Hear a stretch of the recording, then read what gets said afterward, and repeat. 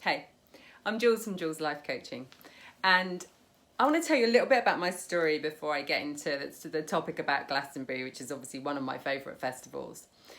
I was in the corporate world for 20 years, and I was definitely on the treadmill of life of, working, busy, stressed, and then the weekends were for blowing off steam. And that was kind of my life. It was just this sort of, treadmill of doing that every week. And then one weekend when I was sort of blowing off steam, I kind of took something too far and I ended up being like super rude to a guy that I knew. And the next morning I kind of woke up and I did apologize to him, but it made me, something in me just question whether this was what I wanted for my life. Was this it? Was I going to be doing this all the time? And it wasn't that I was unhappy, but it was also that I wasn't particularly happy either. And so I started to question where people were talking about this internal happiness, and I wondered, could I find it? Could I, just like the normal girl, corporate girl, working her job, find this sort of internal happiness that they were all talking about? So I luckily had a coach in my life who was a friend, and I signed up for her coaching program. And through that coaching program, I started to develop 12 steps that I did every kind of day that were helping me towards clearing my mind and making me less judgmental and a lot happier in what I was doing, to the point where I was really happy and easy in my life. My work and everything was really easy, and all because I had found this kind of way of developing my own inner happiness. And I could have stayed at my job, I suppose, but there was something inside of me that said, well, you need to teach people what you learn. So the way that you transformed in a year, you should transform people, because there wasn't people like me, Londoner who's done the work, who's been a bit of a party girl, loves festivals, who was a coach or was doing any of that. They all seemed a bit kind of what I'd call straight and narrow. They'd always sort of seemed to be going on that path, or they were American, or they were enlightened or whatever, because I'd read all these spiritual books, science books, development coaching books, anything that would help me to figure out how I could be internally happy and like stop the noise that was going on in my mind, like stop the chattiness that was going on.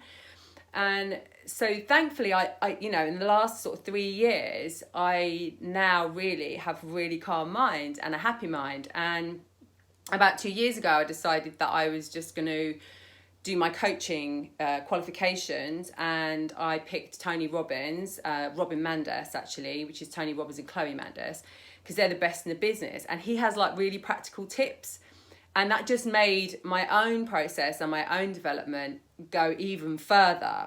So now I help people like me, so that are in professional jobs, they may be not sure what they want to do next, they want to have a happy, clearer mind, and maybe they don't resonate with the kind of the Americans, or maybe they like a bit of humor and a bit of fun, which is kind of what I bring to self-development. And that's what I do. So from going from a corporate world, I now am a coach, and I absolutely love it. I just love what I do, and I love helping people. So I'm kind of trying to get my people who are my festival people to perhaps, if you want a coach, you'd want to pick me, because I'm definitely a Glastonbury Festival girl who you'll resonate with. So I thought I'd bring up this subject because I am missing festivals massively this year, and I don't know about anybody else, but and it made me really think about it from the perspective of a coach. And I realised that Glastonbury is not just a place, it's a mindset.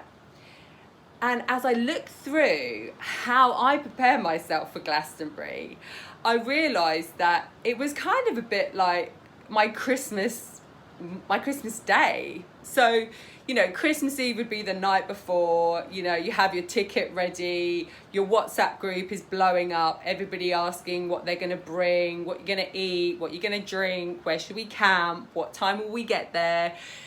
And so, for me, I would just be, packing all my stuff, trying to figure out if my tent was all right. You always leave it to the last minute with your tent, don't you? And mine was always at my parents' house. So I'd have to run to my parents' house, check the tent, and make sure I had tent pegs. I don't know where those tent pegs go to, but they suddenly mysteriously like leave, don't they? You think you counted them all back in. You know, making sure there's no leaks in it, bringing duct tape just in case. And so you'd have that kind of excitement of just getting everything ready for going to Glastonbury, particularly, you know, your festival outfits and, you know, what you were going to wear. And all of that was just this fantastic kind of build up that sort of felt like Christmas Eve. And then, you know, the morning of, you would get up, and normally I'd have like the longest shower ever, just to think, could it last me for 5 days? Washing your hair like twice, and getting all your clean stuff on, and always kind of looking. I'd always be like double check the fridge and the freezer, make sure I had everything. You know, I had friends would go to different places. So some friends would be on the coach. I was lucky enough because my brother had a van, and he would always bring him and his fiance down. So I'd just jump in with him and get a lift there. And you'd sort of be in the van, and, you know, it's weird. You kind of straight away eating, you know, like sausage rolls on the way up, or, you know, your picnic stuff before you even got there. Perhaps having the odd, you know, beer or something in the car park when you get there, even if it's like 11 o'clock or 12 o'clock. But, you know, for me, it was really when you sort of stepped onto the grounds of Glastonbury and you kind of parked the car, grabbed all your stuff, and, you know, you're in the queue. And then it sort of starts, doesn't it? That, you know, just being friendly with everybody, and everybody's chatting, everyone's talking about who they might want to see or where they're going to camp, how many times they've been to Glastonbury, you know, always taking care of any newbies that might be there. And generally this sort of family feeling starts very quickly in Glastonbury. And, you know, for me, I don't know about anyone else, I was always nervous when you go in the lineup in the queue. I would always be like, will my picture fit? You know, what if my ticket isn't right? And it's only really when that wristband goes on that you think, I'm in, I'm here, that's it, the party has started, you know, the magical world of Glastonbury has opened up to me, and I'm going to have amazing 5 days. Now, before, I used to kind of think it was obviously, you know, everybody, you know, has the drink and all that kind of stuff. But I've actually met loads of people who never drink at Glastonbury, and they still have this sort of happy and, you know, free atmosphere and mindset, which got me thinking, you know, about 6 months ago, you know, could you bring your mindset of Glastonbury to your everyday life? Because, you know, when you step into Glastonbury, for me anyway, and you can all comment to see if it's the same for you, but it's like I step into this magical world that says, I don't have an ego for 5 days. I'm not going to be disturbed for 5 days. Like my life in, you know, when I, you know, in the corporate world or whatever, that's gone. Because most of the time, you know, if, you know, now you've got the battery things, but if your phone dies, you're not really fussed. You know, you don't want to be answering. And Glastonbury is probably the biggest do not disturb sign for getting off doing any work when you're there. And, you know, you can wear anything you want, or not anything. If you don't want to wear anything, you don't have to either. You can be who you want to be, you know, wear whatever you want. And there's just a freedom. It's like your soul goes in and it says, hey, I'm free. Like, I'm free. Just be what you want to be. And I honestly believe we kind of go back into that child, like, curious state, right? Where we kind of free and easy and just able to do kind of be curious and chat to anyone. And that's what I love about it. It's like, you know, it's like an adult playground. And it's all in here that's what happens. You know, your mind goes, I'm in a festival and this is how I behave. And everybody seems to know we all kind of behave the same. You know, you have the best laid plans when you get into a festival to say, I'm going to plan out these hours, right? I'm going to go and see this band and that band and there, and then suddenly you kind of know the distance between certain stages, or you get, like me, I get distracted. I go past on the way to something, and then I hear some tune or something I love, and then suddenly I'm diverted into somewhere else.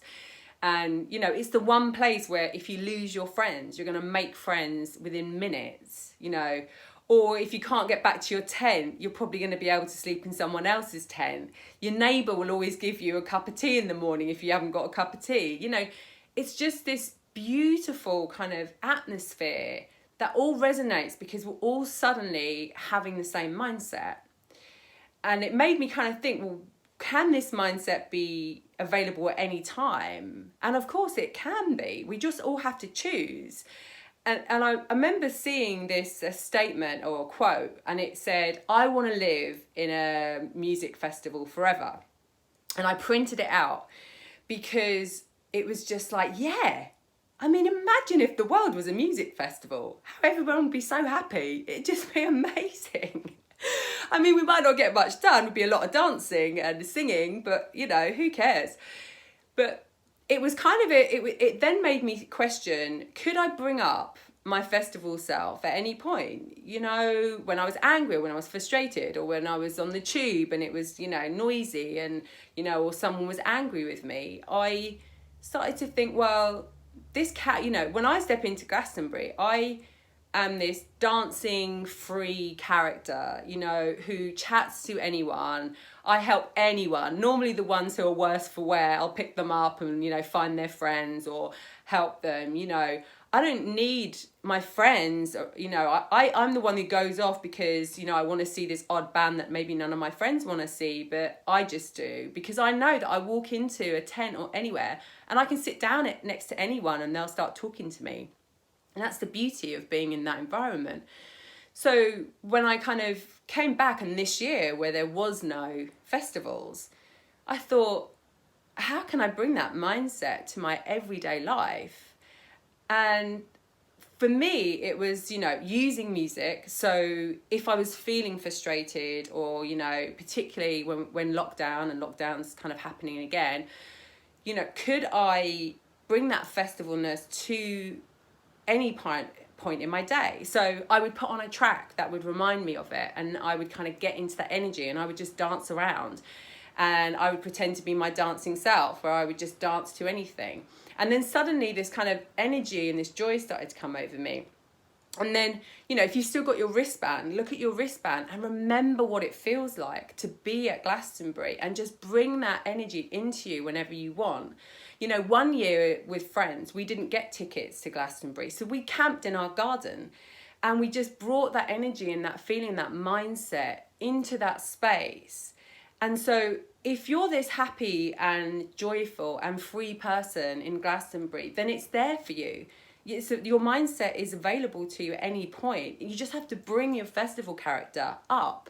You know, that person needs to be someone who jumps out in times where you're feeling down, or you're feeling a bit, you know, not yourself. You know, maybe during this lockdown, you know, everyone put their festival outfits on and just do Zoom calls in your festival outfits. You know, anything to just bring yourself up and into that really magical mindset, where you're not judgy, where you're free, where you love everyone, where everyone's your friend, you know? Because if we do that as often as we can, then we're going to start to make changes in our own mindset. And that's what I do with my clients. I use music because it's a great way to change your state instantly. You know, have you ever, you know, gotten into the car one day, put the radio on, and suddenly there is a track that you absolutely love, and literally within a few seconds you are singing out loud, bouncing around in your car, and it's completely changed you within an instant. So if you are a festival person, then you know this. So use music to help you to generate that energy and to generate that mindset that you have when you walk into a festival. You know, maybe put a bit of glitter on your arm to think, you know, okay, I look at the glitter and I think, right, what will my festival self do? And that's the question that I use quite often, is I will ask the question, what would my festival self do? So when I'm angry or I'm feeling down or something happens, I think, what will my festival self do? And most of the time she's so free and she's so light that she would just let it go. She'd just laugh at it. She'd just go, oh, that's okay. I mean, how many times have people been like squashed from the pyramid stage to the other stage, right? Where you're going through that little narrow bit and you're bouncing around, and honestly, when you're squashed on the tube, just imagine yourself going from the pyramid to the other stage, right? And just think of it like that and think, right, I'm in that squashed space. You know, try and relate things in your life to like the things that happen when you're at Glastonbury, because at Glastonbury you laugh it off. You know you're in this lovely space and everybody's like that. But if there's 100,000 people that are happy and free and let their egos go when they walk into a festival, then it means everybody can do it. You know, Glastonbury's a trigger, but actually we all have that mindset. We all have a festival self in us, and we just need to bring it out more often. And if we do, you're just going to be a lot happier and a lot calmer. So that's my little kind of, you know, coaching about festival mindsets. And hopefully, like me, you would want to live in a music festival forever, and that you'll take the question and just ask, what will my festival self do today? Right. Take care, guys, and catch you soon. And if you need to know more about me and me as a coach, there is a link below. So take care, speak to you soon.